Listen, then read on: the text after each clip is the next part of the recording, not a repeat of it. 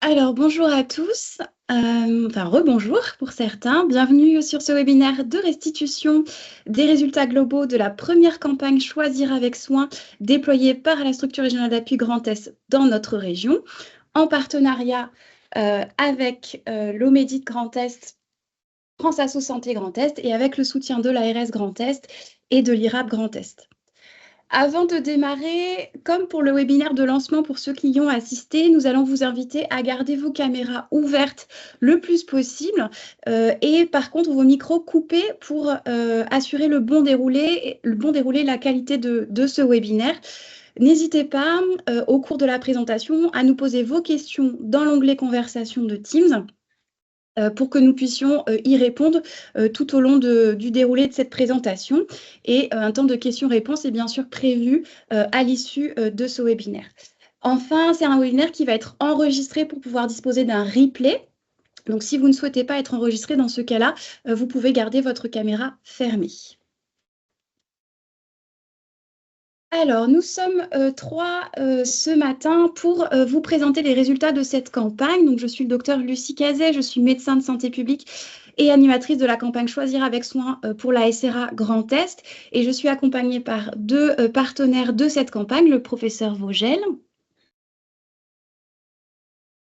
Oui, moi je suis gériatre au CHU de Strasbourg, responsable d'un grand pôle médical qui associe bien sûr la gériatrie, mais aussi la rhumatologie, la médecine interne, la nutrition, l'endocrinologie et la diabétologie.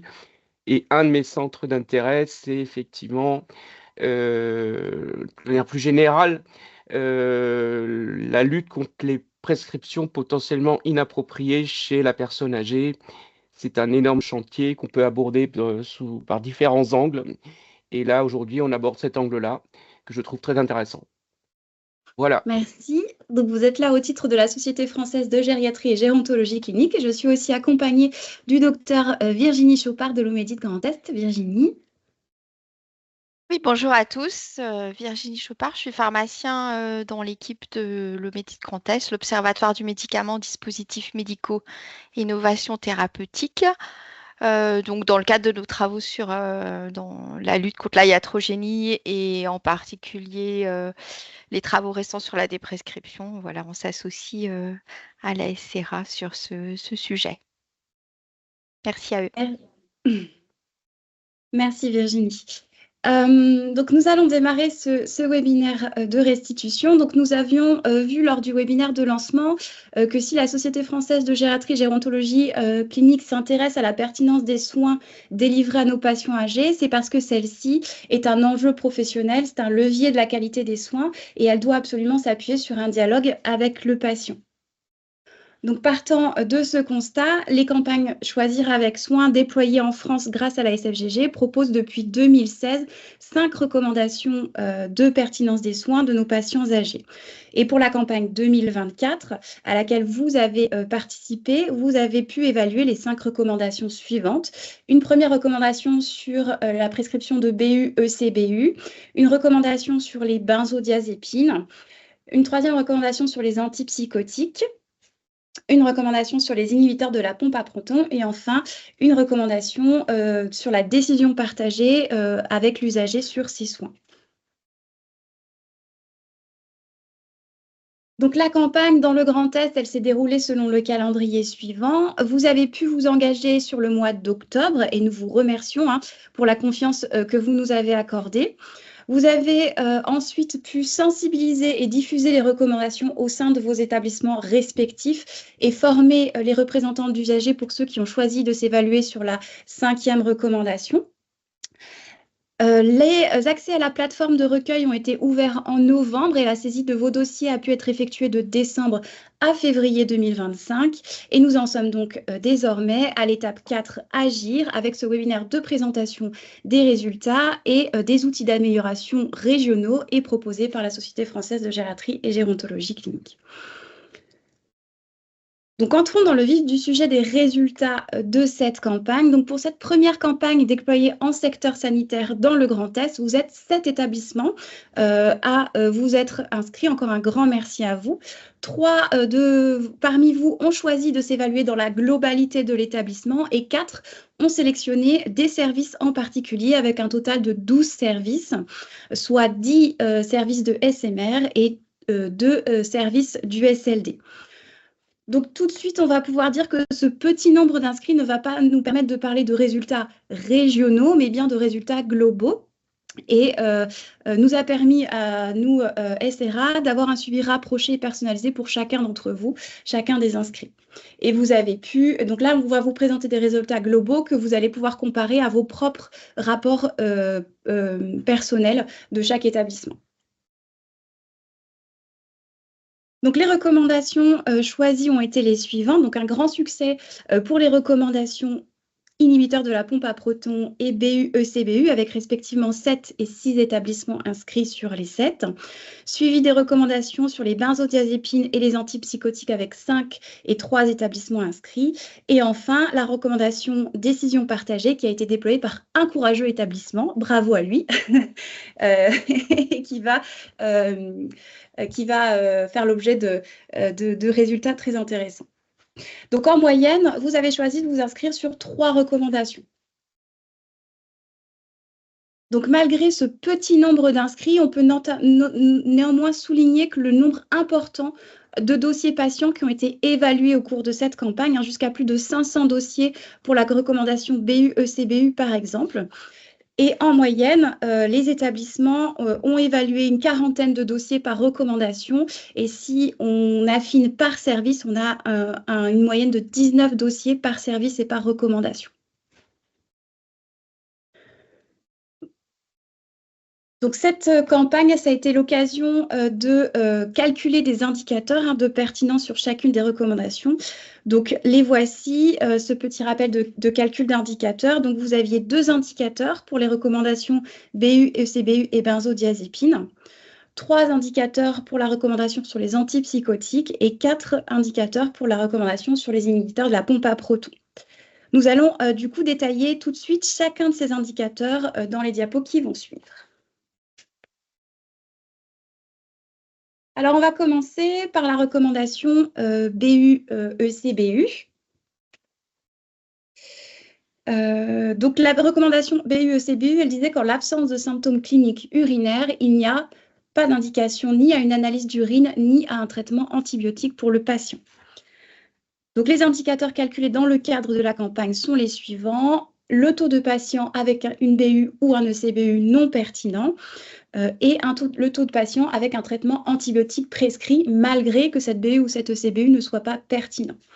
Donc, vous êtes 6 à avoir choisi de vous évaluer sur cette recommandation, avec un nombre de 12 services et 526 dossiers évalués, et un âge moyen des patients de 85 ans environ. Donc, tous participants confondus, les résultats des 2 indicateurs sont les suivants. Nous avons 42% de BU-ECBU non pertinents et parmi eux, 14% des patients qui ont été malgré tout mis sous antibiotiques.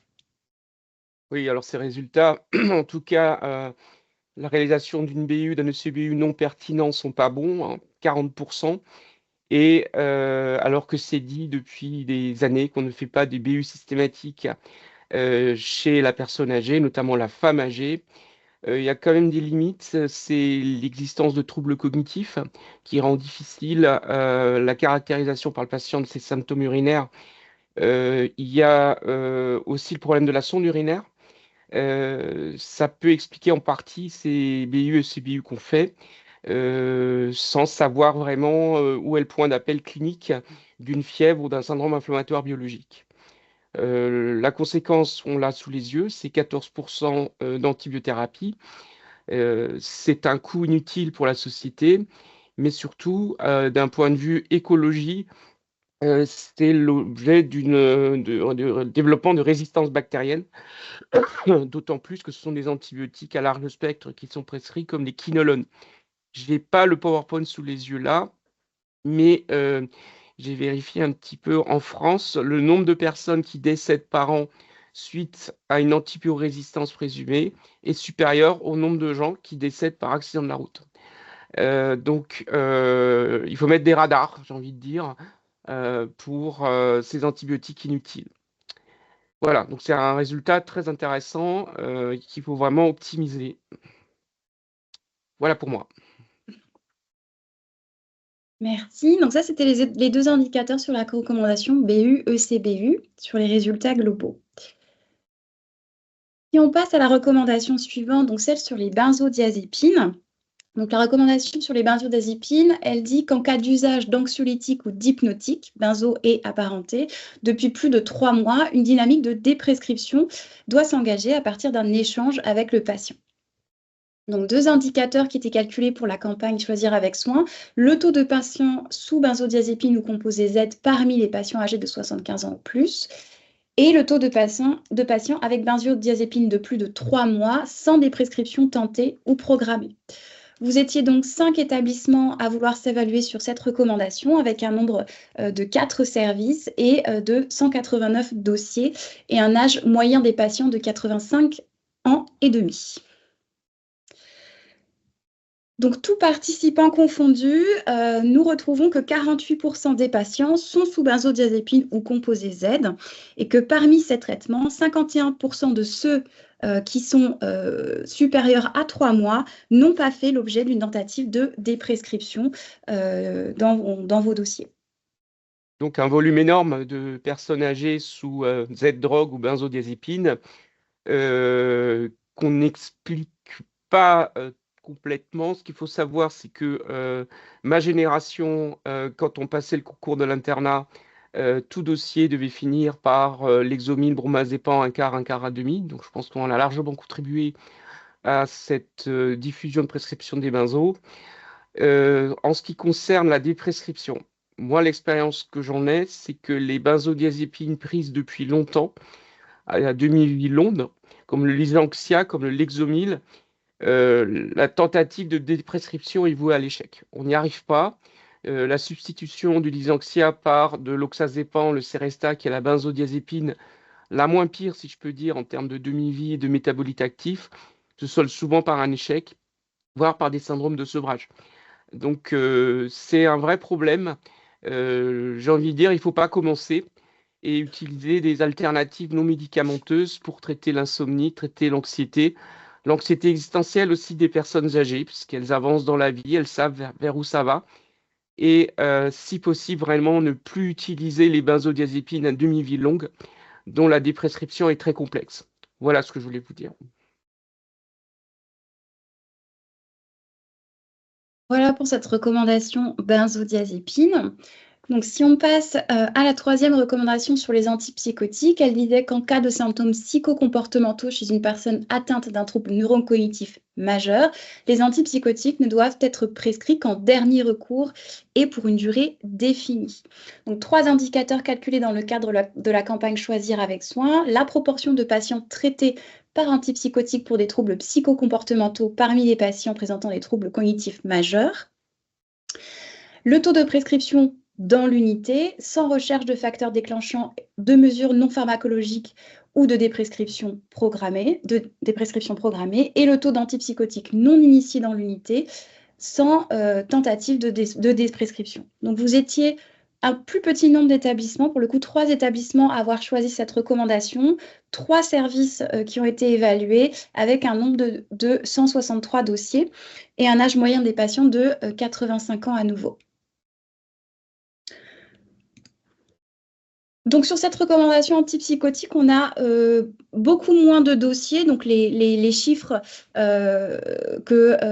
qui sont sur cette diapositive sont vraiment à prendre avec des grosses pincettes pour le coup. On ne peut pas vraiment poser de conclusion dessus. Malgré tout, on peut noter que 31% des patients présentant des troubles psychocomportementaux sont traités par antipsychotiques, et qu'aucune trace de recherche de facteurs déclenchants de mesures non pharmacologiques ou de tentatives de déprescription n'est retrouvée pour 83% des prescriptions initiées en hospitalisation. Et pour 37,5% des prescriptions extra-hospitalières, elles n'ont pas fait l'objet de tentatives de déprescription. Alors effectivement, les volumes sont petits, Donc, il faut être prudent dans la lecture de ces chiffres, mais néanmoins, ils reflètent, je trouve, ce que je vois dans la vraie vie. Alors, déjà, l'approche non médicamenteuse doit vraiment être mise en avant. Ça doit être indispensable. Je pense que tout traitement antipsychotique, donc les neuroleptiques, doit être associé à ces mesures non médicamenteuses. J'ai travaillé presque 10 ans en unité cognitivo-comportementale. Je vous assure, ça peut être efficace, hein, mais il faut diversifier ces approches non médicamenteuses. Pour limiter le taux de prescription des antipsychotiques, je pense qu'il faut rappeler les événements indésirables associés à leur prescription chez les personnes âgées qui présentent des troubles neurocognitifs, des maladies neuroévolutives. Je rappelle, ça augmente le risque de décès, ça augmente le risque de maladies veineuses thromboemboliques, ça augmente le risque d'accident vasculaire cérébral, ça élargit le QT, donc avec un risque de torsade de pointe qui peuvent dégénérer assez rapidement en tachycardie ventriculaire, voire fibrillation ventriculaire. Je pense que c'est quand même important de rappeler ça. Le syndrome malin, les troubles de la posture avec le syndrome de la tour de Pise, les neuroleptiques, les antipsychotiques peuvent être à l'origine d'une dépendance iatrogène. Ça, il faut quand même ne pas l'oublier. Et voilà. Donc, je pense que la règle, c'est mesures non médicamenteuses en un. En deux, la prescription d'un antipsychotique le moins anticholinergique possible. Donc, en chronique, c'est quand même la risperidone qu'il faut mettre en avant. Plus petite dose possible, période la plus courte possible. Et ce qui est assez désolant, c'est ce que j'appelle les avis psychiatriques en séjour hospitalier qui durent 2-3 minutes devant un syndrome délirant, des hallucinations visuelles ou acoustico-verbales, et la personne a un antipsychotique pendant 3 ans. Vous voyez, c'est un vrai problème. Mais mesures non médicamenteuses en priorité, qui ne suffisent pas toujours, un antipsychotique bien choisi, petite dose, durée la plus courte possible. Voilà ce que je voulais vous dire. La recommandation suivante est celle sur les inhibiteurs de la pompe à protons. Donc, elle dit que tout traitement par inhibiteur de la pompe à protons au long cours, défini par une durée de prescription supérieure à 8 semaines, doit faire l'objet d'une dynamique de déprescription si aucune indication persiste. 4 indicateurs calculés pour cette recommandation dans le cadre de la campagne. Le taux de patients avec une prescription d'IPP supérieure à 8 semaines sans cette fameuse indication au long cours. Le taux de patients avec prescription d'IPP avec une posologie inadaptée, ce qui donne ensuite un taux de prescription d'IPP non pertinent.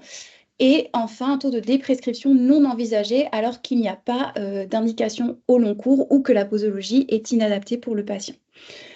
Donc là, vous l'avez tous choisi, cette recommandation. Vous êtes 7 sur 7 à vous être évalués sur cette grille avec une douzaine de services et 494 dossiers évalués avec un âge moyen des patients de 85 ans à nouveau.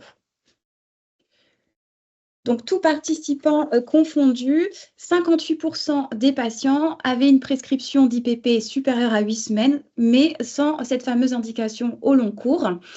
Et 6% de patients avaient une posologie inadaptée, ce qui donne un taux de 64% de prescription non pertinente, dont 87 sans tentative de déprescription pour le coup.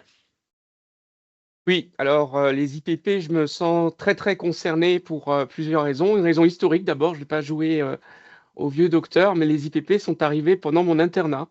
À l'époque, on prescrivait des anti-H2, qui sont maintenant en vente libre en officine de ville. Et on nous expliquait à l'époque que le seul événement indésirable des IPP significatif était la tumeur carcinoïde de l'estomac de la souris. Et en nous expliquant que le pronostic des hémorragies digestives chez la personne âgée est catastrophique, et donc il faut prescrire des IPP. Et on nous distribuait pour notre usage personnel des boîtes d'IPP à l'époque. Voilà, donc ça c'est l'histoire. Donc la deuxième chose, c'est pour que je me sens concerné, c'est que j'ai présidé une thèse d'exercice de médecine générale de Quentin Goncior avec l'aide de l'assurance maladie. On a estimé le taux de remboursement, excusez-moi, des IPP en officine de ville dans le Grand Est de la France, tout âge confondu, chez les plus de 75 ans, excusez-moi, et on est à 35%. Donc c'est juste énorme. Troisième chose, c'est que à Strasbourg, le professeur Jean-Christophe Weber a mis en place un protocole de déprescription progressive des IPP en raison du syndrome de dépendance potentielle. Les IPP, je vous rappelle, excusez-moi, ça donne de la diarrhée, notamment en institution, ça favorise la diarrhée à Clostridium difficile. Ça donne toutes les diarrhées à Salmonella, Campylobacter, Shigella et le Campylobacter. Je vous rappelle, ça peut se donner des syndromes de Guillain-Barré, qui peut, dans un nombre considérable de cas, laisser une dépendance fonctionnelle indue. Ça donne des pneumopathies, ça donne de l'ostéoporose, ça donne des hyponatrémies, ça donne des hypomagnésémies, ça donne des carences en vitamine B12. Donc vous voyez, la liste est longue des événements indésirables associés aux IPP. Et là, je pense qu'il y a un vrai travail, excusez-moi, un travail institutionnel à proposer, un travail national à proposer pour amener cette déprescription. L'hôpital est largement responsable de cette prescription en masse parce que toute personne qui arrive en MIR, donc médecine intensive réanimation donc et les unités de soins intensifs polyvalents, a un IPP et souvent il n'est pas déprescrit. Et je reconnais qu'en ville, c'est plus compliqué quand on est seul médecin généraliste à déprescrire. Moi, je suggère qu'en SMR, c'est vraiment l'endroit idéal pour déprescrire. Et nous appliquons le protocole du professeur Weber, qui était l'objet aussi d'une thèse d'exercice, avec comme critère de jugement la reprise à X semaines, je crois que c'était 8 semaines des IPP, en gériatrie hospitalière, en médecine interne hospitalière et en ambulatoire médecine générale. Le protocole est efficace. Voilà ce que je voulais vous dire. Excusez-moi pour ma tour. Merci, professeur Vogel. Et enfin, la cinquième et dernière recommandation. Donc, un courageux inscrit a réalisé 16 entretiens pour la recommandation décision partagée, qui nous disait que dès les premiers jours d'hospitalisation, un dialogue sur la nature des soins ou de l'accompagnement à mettre en place doit s'instaurer avec la personne concernée et avec son entourage si elle le souhaite, afin que ces soins ou accompagnements reposent sur les besoins et attentes de la personne. Donc, il s'agissait de cet entretien semi-dirigé mené par les représentants d'usagers de l'établissement et avec un âge moyen des patients un petit peu plus jeunes, ça s'entend, pour pouvoir mener les entretiens de 82 ans. Donc, ces 16 entretiens, alors encore une fois, petit effectif, un seul établissement, donc on se garde de mener des conclusions. Malgré tout, il dessine la tendance suivante. Donc, si les patients interrogés se sentent plutôt bien associés aux décisions qui sont prises sur leurs soins, l'information et le recueil de leur consentement quant au nouveau traitement semblent poser plus de difficultés. Alors, encore une fois, on est sur 16 patients. Oui, mais c'est néanmoins intéressant comme résultat. Pareil, historiquement, on a été formé à un modèle paternaliste, c'est-à-dire qu'on prenait la décision à la place du patient. Et dans les services de gériatrie, je le vois en SMR notamment, il y a comme ça une espèce de conviction erronée que systématiquement le patient ne comprend pas qu'est-ce qu'on va lui faire, que ce soit l'administration de traitement, mais aussi une simple prise de sang, de l'imagerie. Et ça, je pense que c'est quelque chose qu'il va falloir qu'on change et qu'on associe les personnes âgées à la réflexion thérapeutique, à leurs soins tout simplement. Mais ça reflète, même si c'est un petit volume, je trouve que ça reflète assez bien ce qu'on voit dans les services. C'est tout pour moi. Merci. Ensuite, si les 2 tiers n'ont pas l'impression que que leurs proches aient été associés à leur prise en charge, tous confirment malgré tout avoir pu désigner une personne de confiance au cours de leur prise en charge. Et enfin, la moitié confirme que leurs souhaits de directive anticipée ont bien été questionnés au cours de leur séjour, même si peu les ont écrits sur un document formalisé. Alors, je vais surtout faire un focus sur la personne de confiance et les directives anticipées.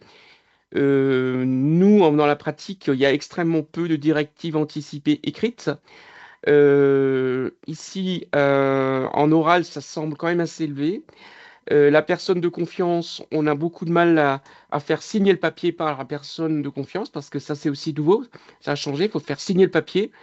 Mais je pense que notre responsable qualité en gériatrie, Madame Yel, qui est connectée à cette visio, va faire un jour donné une coupe sur la personne de confiance. C'est très important d'avoir la personne de confiance.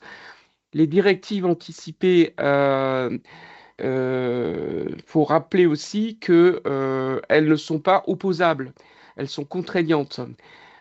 Si quelqu'un d'entre vous dit je veux pas aller en réanimation sans plus de précision et fait une intoxication médicamenteuse volontaire à une benzodiazépine, je dis n'importe quoi, à 10 boîtes de Lexomil, cette personne ira en réanimation parce qu'il existe un antidote qui va lui sauver la vie, l'Annexate, même si elle a marqué qu'elle ne veut pas aller en réanimation. Ça, c'est aussi important à dire, à replacer, je pense. Mais là, il y a une marge de progrès indéniable, hein, indéniable. En tout cas, c'est très intéressant. J'ai fini. Et bien voilà pour les résultats globaux de cette première campagne Choisir avec soin déployée dans le Grand Est.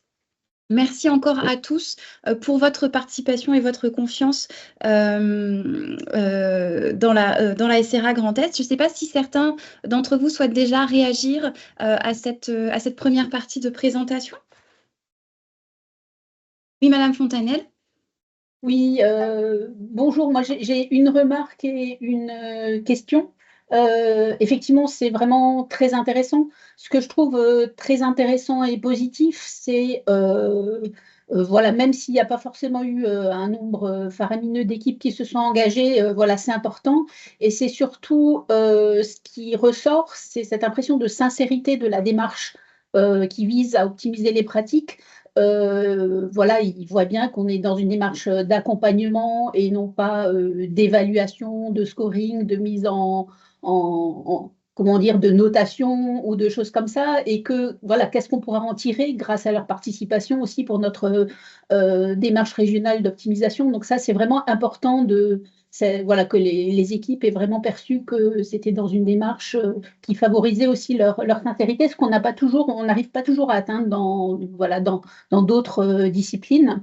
Et après, la question, c'est, je ne sais pas si les équipes ont pu voir si c'était thématique par thématique. Est-ce qu'ils ont vu s'il y a certains de leurs résidents ou patients qui cumulaient le non pertinent antipsychotique, IPP, ou etc., ou si ce n'est pas quelque chose qui a été évalué en rassemblant pour un patient donné le pertinent, non pertinent? Alors, je vais répondre de manière globale. C'est vrai qu'on pouvait sélectionner évaluer plusieurs recommandations sur un même dossier.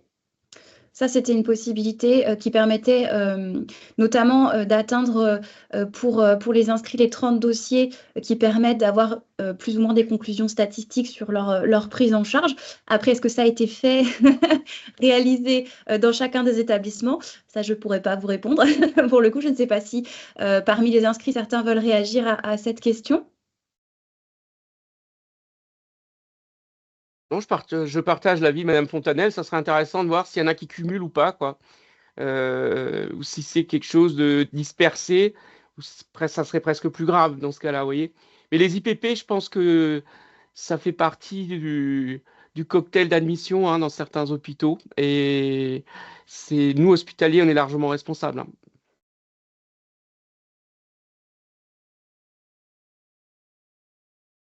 Merci.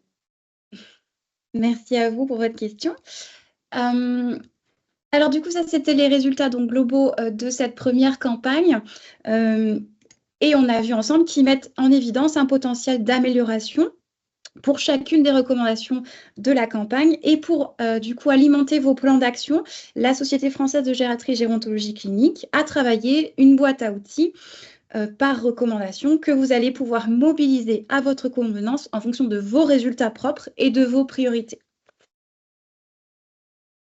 Donc, cette boîte à outils, la voici. Elle est classée par recommandation et elle va comprendre des supports d'affichage, d'information et de sensibilisation des professionnels de santé, tous métiers confondus, des aides à la décision thérapeutique, des recommandations de prise en charge, bien évidemment, des outils d'accompagnement à la déprescription, puisqu'il y a beaucoup de recommandations qui s'intéressent à cette question de la déprescription, et des brochures et supports à destination aussi des patients pour les rendre acteurs de leur traitement, puisqu'il s'agit principalement de recommandations médicamenteuses.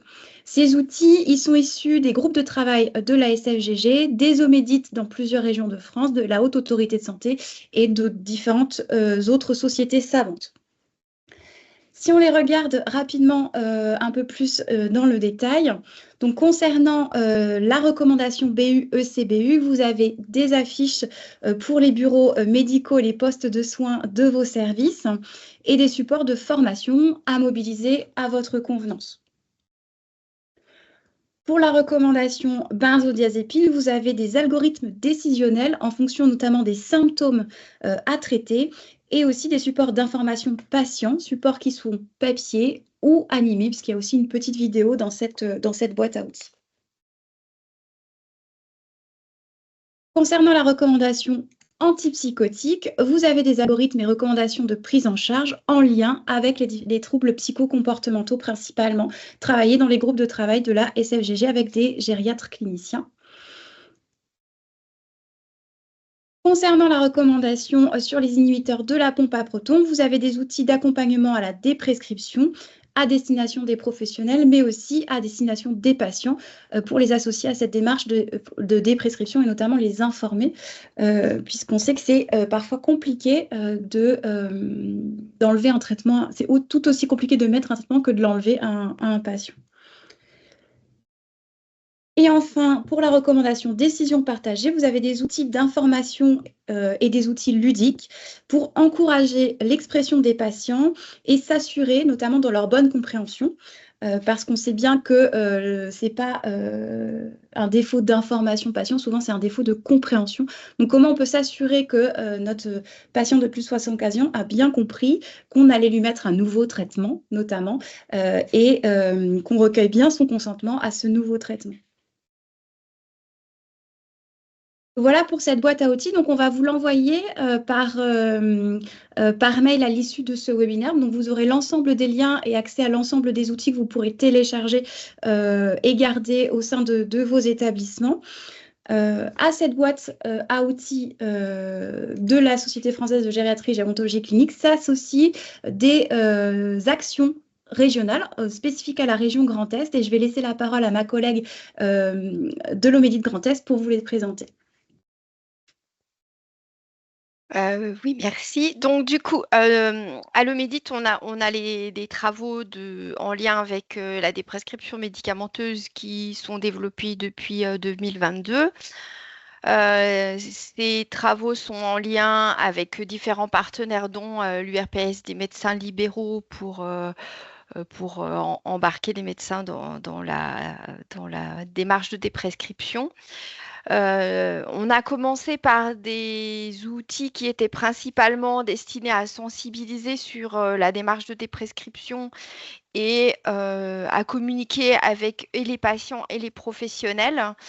Et puis, petit à petit, d'autres outils ont été développés, comme l'ordonnance de déprescription, qui peut être utilisée pour toutes les déprescriptions mises en œuvre, puisque les sciences sociales ont montré qu'il y avait une importance pour le patient d'avoir un écrit dans les suites d'une consultation. Donc, ça permet de tracer à la fois un calendrier pour le patient de déprescription avec des décroissances de doses si c'est nécessaire, et puis de fixer certaines règles hygiéno-diététiques ou habitudes de vie qui pourraient être utile dans cette démarche de déprescription. On a également réalisé une carte de suivi qui permet aussi aux patients d'avoir un écrit et un remis suite à une consultation de déprescription. À cela s'ajoutent des outils qui vont être, on va dire, plus techniques, c'est-à-dire avec des méthodes de déprescription et des informations en lien. On a produit pour les classes thérapeutiques IPP, benzodiazépine, antidépresseurs et tramadol des journaux de déprescription dans lesquels on retrace les indications de chaque classe qui sont reconnues, quels sont les risques de traitement sur des longues durées qui du coup ne rentreraient pas dans le cadre des indications. On a répertorié toutes les méthodes de déprescription qui peuvent être proposées, que ce soit des diminutions de dose ou des espacements de prise selon les méthodes utilisées et selon les classes thérapeutiques. Et enfin, comment pallier au syndrome de sevrage dans le cas des benzodiazépines ou au cas d'effet rebond à l'arrêt des traitements des IPP. Nous avons également 2 autres outils qui s'adressent au sujet âgé également, avec des alternatives pour tout ce qui est prescription de médicaments qui sont potentiellement inappropriés chez le sujet âgé. Donc, on a un document où on a répertorié les médicaments potentiellement inappropriés retenus, nous, pour une liste, on va dire, grand test, sur la base de toutes les listes qui peuvent exister dans la littérature. On connaît tous la Roche qui est un peu ancienne, mais Beers, Priscus. Et on a aussi compilé les échelles de médicaments anticholinergiques et essayer du coup de trouver des alternatives en lien avec ces médicaments potentiellement inappropriés. Et on a un travail aussi sur les conduites à tenir pour arrêter des médicaments qui seraient à service médical rendu insuffisant. Tous ces documents sont disponibles sur notre site, donc vous avez le QR code qui est là et l'accroche utile un jour, utile toujours, c'est l'accroche qui permet d'amorcer la déprescription du coup avec c'est un slogan grand test. À cela s'ajoute toute une démarche régionale sur la pertinence des soins avec l'IRAPS, qui est du coup l'instance régionale d'amélioration de la pertinence des soins, qui a un axe prioritaire de travail concernant la polymédication du sujet âgé. Donc, en lien avec les membres de l'IRAPS, nous avons un groupe de travail sur le sujet avec un médecin coordonnateur d'EHPAD et d'autres, qui a permis du coup d'établir déjà un état des lieux de la polymédication des prescriptions de médicaments potentiellement inappropriés en grand test. Et on propose donc un accompagnement sur cette démarche de déprescription des médicaments potentiellement inappropriés avec toute une méthodologie que je vous ai mis du coup en lien. Et du coup, c'est une méthode qui est un peu à la carte pour les EHPAD qui souhaiteraient se mettre dans cette démarche. Et l'acronyme du coup pour cette expérimentation, c'est Recompose pour réseau d'action en concertation en vue de limiter la polymédication, c'est le sujet âgé. Voilà, pour toute question, si vous avez un intérêt par rapport à cette démarche, vous pouvez nous contacter et voilà, on pourra vous associer à cette expérimentation. Je vous remercie. Merci Virginie. Donc, à votre disposition si vous avez des questions, bien sûr. Voilà, donc on arrive au terme de la présentation des outils qui vous sont proposés pour vos actions d'amélioration dans le cadre de la campagne. Est-ce que vous avez des questions par rapport aux résultats, au déroulé de la campagne, aux outils qui vous sont proposés, qui vont vous être du coup envoyés? C'est votre moment. N'hésitez pas à penser à réactiver notamment votre micro pour qu'on puisse vous entendre ou à lever la main comme vous le souhaitez.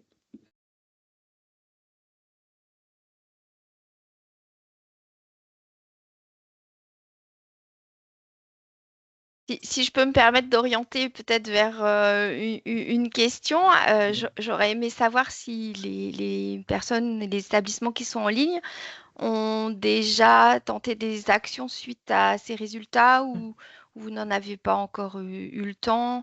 Parce qu'on voit que parmi les 5 thématiques, la thématique des IPP, elle a été très fortement retenue pour la plupart d'entre vous. Et il me semble que pour démarrer les choses, ce serait la thématique la plus facile à aborder, avec déjà beaucoup d'outils disponibles et de méthodes. Donc, est-ce que vous avez déjà commencé ces approches? En ce qui concerne le CHHL, non. Il n'y a pas eu de rencontre. On doit normalement, le service qualité doit normalement rencontrer les médecins et réfléchir ensemble. On l'a fait sur le SLD et notre unité SMR. À Strasbourg, en gériatrie aiguë et en SMR, on tente une déprescription progressive des IPP depuis, j'ai envie de dire, plusieurs années presque. Mhm.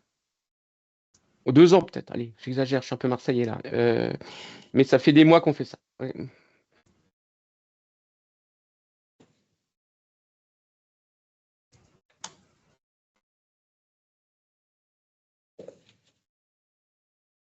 Ici, au CHHM, on voulait apporter une précision quant aux résultats en ce qui concernait les ECBU ou SMR. Parce que sur l'établissement, on a protocolisé justement les ECBU à l'admission dans le cadre de... On a en fait une balnéothérapie et donc dans le cadre des infections nosocomiales, c'est protocolisé sur l'établissement, donc ça explique le grand nombre de CBU qui sont réalisés.